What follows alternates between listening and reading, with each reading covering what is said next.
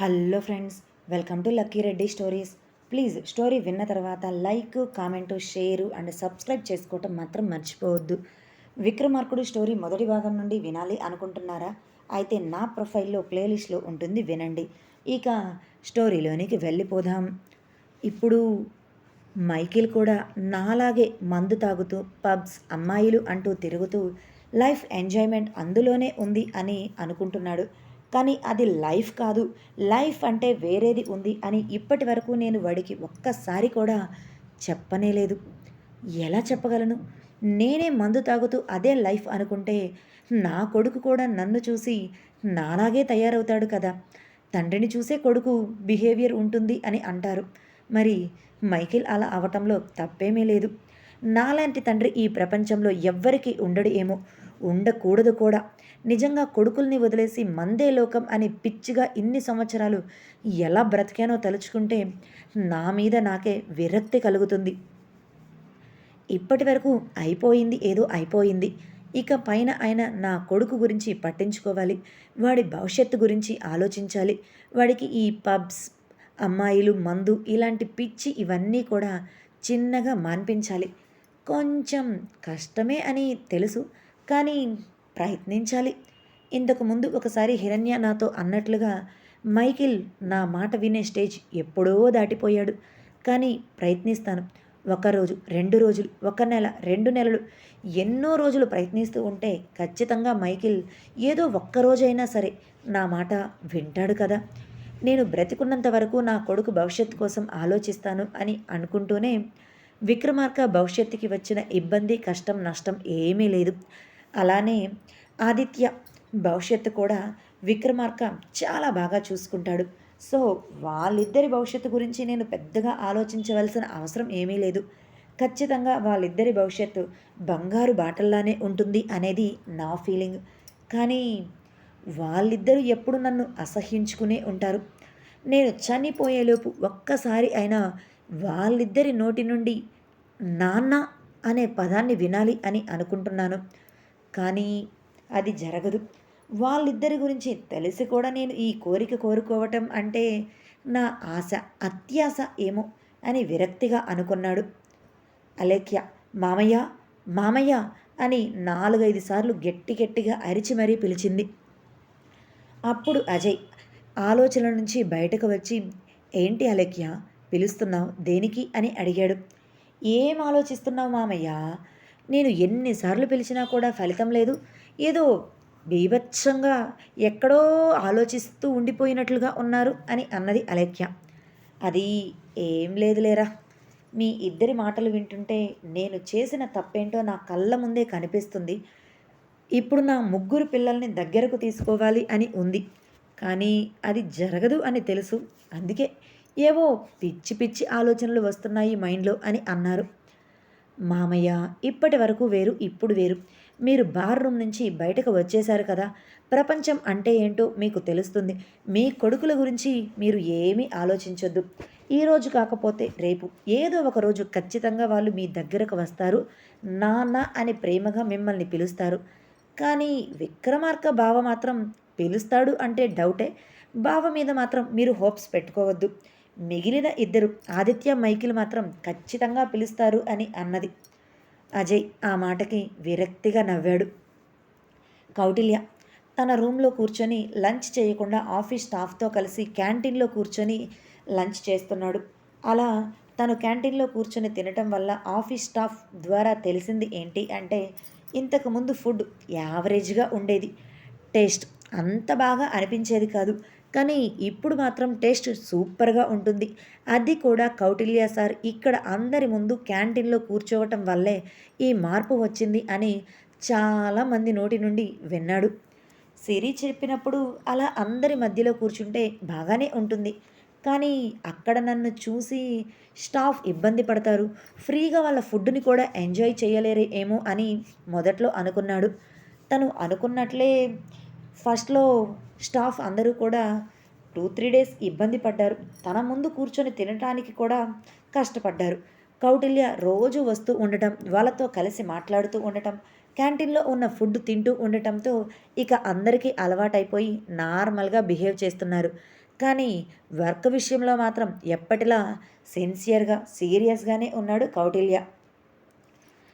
క్యాంటీన్లో కూర్చొని ఉన్న నిర్మల అనే ఒక లేడీ ఎంప్లాయీ తినకుండా ఆలోచిస్తూ ఉంటుంది. అది గమనించిన ఆమె పక్కన మరో ఎంప్లాయీ, ఏంటి నిర్మల, తినకుండా దేని గురించి అలా ఆలోచిస్తున్నావు, తిను అని అన్నది.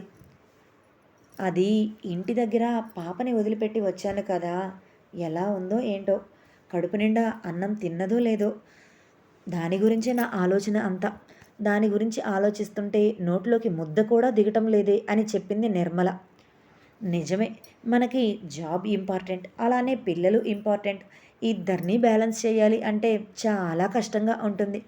ఫస్ట్లో నేను చాలా ఇబ్బంది పడ్డాను. పాపం, పాల కోసం నా కొడుకు కూడా అలానే ఏడుస్తూ ఉండిపోయేవాడు. డబ్బా పాలు అస్సలు తాగేవాడు కాదు తెలుసా, నా దగ్గరే తాగుతూ ఉండేవాడు. కానీ ఇంటి పరిస్థితి దృష్ట్యా నేను ఆఫీస్కి రావాల్సి వచ్చేది. అలా అలా అలా వాడు పాలు తాగటం మర్చిపోయాడు. కానీ వాడి హెల్త్ మాత్రం అంత పర్ఫెక్ట్గా ఉన్నట్లు అనిపించలేదు ఇప్పుడు అని బాధగా చెప్పింది నీరజ అనే మరో ఎంప్లాయీ. ఒకప్పుడు తను అనుభవించిన బాధ గురించి. ఏం చేస్తాం, తప్పదు, ఫ్యామిలీ గడవాలి, అలానే పిల్లల్ని పెంచాలి అంటే మనకి ఇటువంటివి అన్నీ తప్పదు అని ఇద్దరూ కూడా మాట్లాడుకున్నారు. వాళ్ళిద్దరి మాటలను సిరి, కౌటిల్య ఇద్దరూ విన్నారు. లంచ్ టైం అయిపోయింది. అందరూ కూడా ఎవరి వర్క్ ప్లేస్కి వాళ్ళు వెళ్ళిపోయారు. కౌటిల్య, నీరజ, నిర్మల ఇద్దరూ మాట్లాడిన మాటల గురించి ఆలోచిస్తూ ఉన్నాడు. వాళ్ళ మాటలు వింటుంటే తనకి చాలా బాధగా అనిపించింది. ఆ మాటలు మీదే కాన్సన్ట్రేషన్ అంతా ఉండటంతో వర్క్ మీద కాన్సన్ట్రేషన్ పెట్టలేకపోయాడు. సిరి కౌటిల్య దగ్గర ఫైల్ మీద సైన్ కోసం వచ్చి, సార్, ఈ పేపర్స్ మీద మీరు సైన్ చేయండి అని అడిగింది. అప్పుడు కౌటిల్య ఆలోచన నుంచి బయటకు వచ్చి సిరి అడిగిన పేపర్స్ మీద సైన్ చేసి ముభావంగా ఉన్నాడు. ఏంటి సార్, ఏమైంది, ఫేస్ ఏంటి అదో రకంగా కనిపిస్తుంది, ఏమైనా హెల్త్ ప్రాబ్లమా అని అడిగింది. కౌటిల్య సైన్ చేయటంతో ఆ ఫైల్ని తీసుకుంటూ, సిరి, ఇక్కడ నువ్వు ఒకటి గమనించావా, మన ఆఫీస్ స్టాఫ్స్ వర్క్ చేస్తున్నారు కానీ చిన్న పిల్లలు ఉన్నారు, వాళ్ళ తల్లులు ఆఫీస్కి వస్తున్నారు కానీ వర్క్ మీద కాన్సన్ట్రేషన్ కంటే కూడా వాళ్ళ పిల్లల మీదే ఎక్కువ కాన్సన్ట్రేషన్ పెడుతున్నారేమో కదా. పిల్లల మీద మనసు మల్లుతుంది కానీ వర్క్ చేయాలి అంటే కష్టం కదా ఆ టైంలో. ఇంతకుముందు మనిద్దరం విన్నాం కదా, ఇద్దరు మాట్లాడుకుంటూ ఉంటే అని అన్నాడు. వాళ్ళ మాటలు వింటుంటే బాధగానే ఉంది. అలానే వాళ్ళు ఇక్కడికి వచ్చి వర్క్ మీద కాన్సన్ట్రేషన్ చేయకుండా పిల్లల మీద ఆలోచన ఉంటుంది కదా అని అనిపిస్తుంది అని అన్నారు. మీరు చెప్పింది నిజమే సార్, నాకు కూడా చాలా బాధగా అనిపించింది. లేడీస్కి ఇటువంటి ప్రాబ్లమ్స్ అన్నీ కామన్ కదా సార్, అలాంటివి అన్నీ ఫేస్ చేస్తుంటేనే ఉంటారు. పిల్లల ఉద్యోగమా అని అడిగితే హ్మ్, ఏం సమాధానం చెప్పగలుగుతారు. ముందు పిల్లలే ఉంటారు కానీ ఇంటి పరిస్థితి బాగోలేనప్పుడు ఉద్యోగం కూడా తప్పదు కదా, అప్పుడు ప్రయారిటీస్ అన్నీ మారిపోతాయి కదా సార్ అని అన్నది సిరి.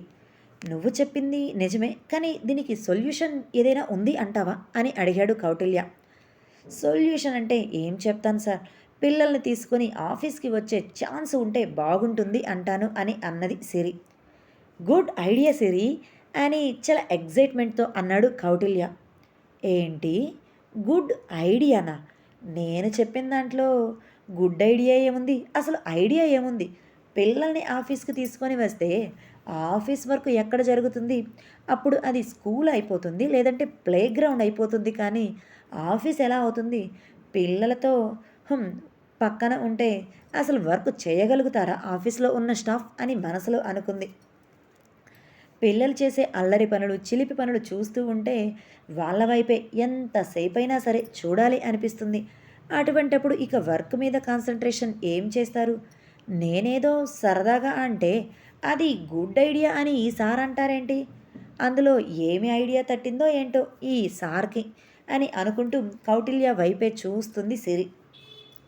నిజంగా పిల్లల్ని ఆఫీస్కి తీసుకొని వస్తే పేరెంట్స్ కూడా పిల్లల మీద ఎక్కువగా కాన్సన్ట్రేషన్ మైండ్ పెట్టకుండా వర్క్ మీదే కాన్సన్ట్రేషన్ పెడతారు.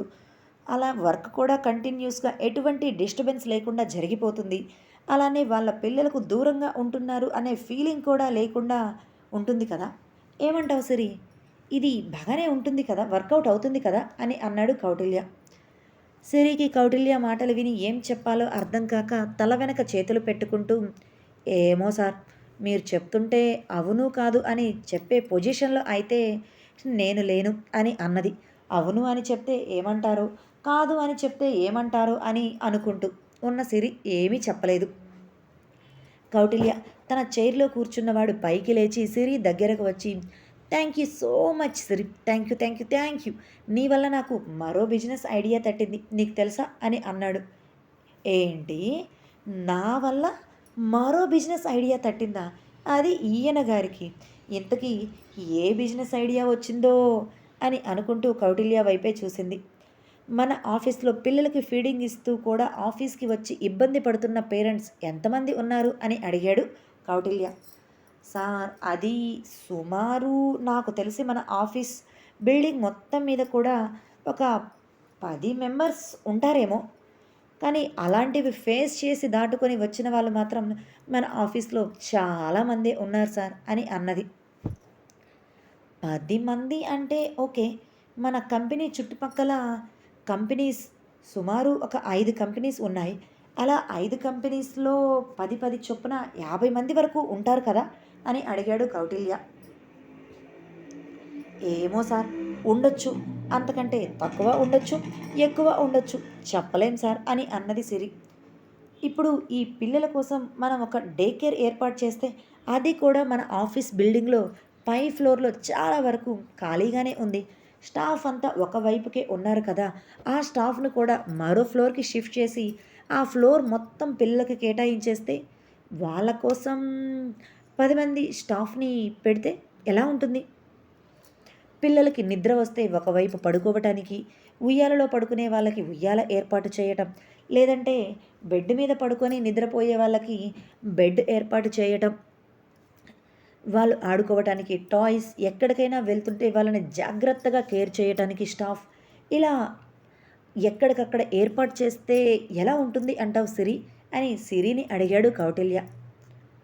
ఫస్ట్ కౌటిల్య చెప్తుంటే ఏంటో అని అనుకున్న సిరి ఇప్పుడు పూర్తిగా అతను చెప్పింది అర్థమై తర్వాత వావ్! సార్, నిజంగా ఇది చాలా మంచి ఐడియా.